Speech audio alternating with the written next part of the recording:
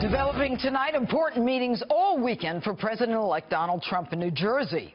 Here with reaction and analysis to the latest transition news, former U.S. Ambassador to the UN and Fox News contributor John Bolton. All right, good evening, Ambassador. Now, glad to be with you. I want to do two things with you tonight. And I hate looking in the rearview mirror, especially when it comes to President Obama. But I know that he's traveling, and I don't know where he is, but I know he was with Angela Merkel, and he's headed somewhere, Peru, or what is the guy doing, and why is he doing it? Well, this trip was obviously set up before the election, and it was supposed to be his valedictory victory tour to help cement his legacy internationally. You know, he what made a legacy? very famous... Well, I would be hard-pressed to describe it, but it's obviously not turned out the way that he planned it because those persnickety American people didn't elect Hillary Clinton. What it has emphasized, and he took it personally, right? He said he was. Well, he set it up to take it personally, saying, I need her to be my third term. So I think what it underlines is just for Americans as well, he has 2 months left in office. 2 months, and then he's gone. All right. Quickly, are you worried in those 2 months, Ambassador, that through the UN he is capable of doing some damage to the American people, Israel, as well as some of our allies?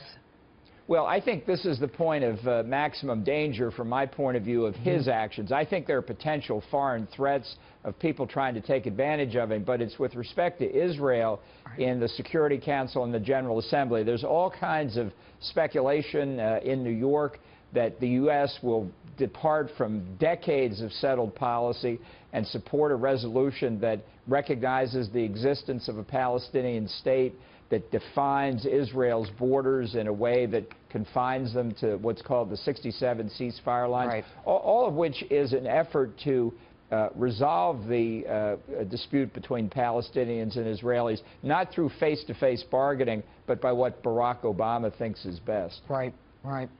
Scary stuff. We're going to have you on again. I want to talk about these next couple of months. All right, so Jeff Sessions, okay, probable AG candidate, a lot of mud going along. It's like every day they throw mud at the next person and see what sticks. You were in the Department of Justice at the time that he was being nominated for a federal judgeship. Tell us about that. Well, I was in charge of legislative affairs, and I must say it was the most outrageous series of attacks on anybody I had ever seen. I thought he was treated very unfairly. I thought he was the victim of really a political campaign.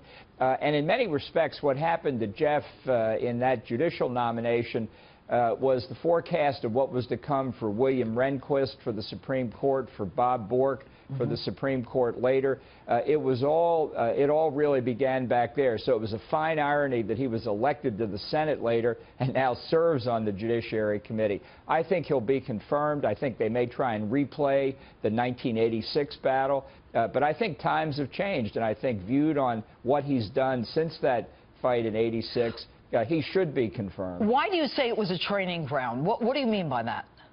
Well, what had happened in the confirmation process and what Jeff was the first victim of was that instead of looking at the person's record and competence, it was like a political campaign.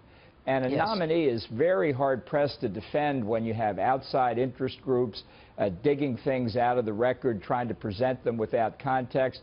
There was open revolt from within the Civil Rights Division of the Justice Department, openly working with liberal members of the Judiciary Committee and others to sabotage the nomination. It was startling to all of us. But as I say, it was just the beginning of what was to come over the next 30 years. Interesting.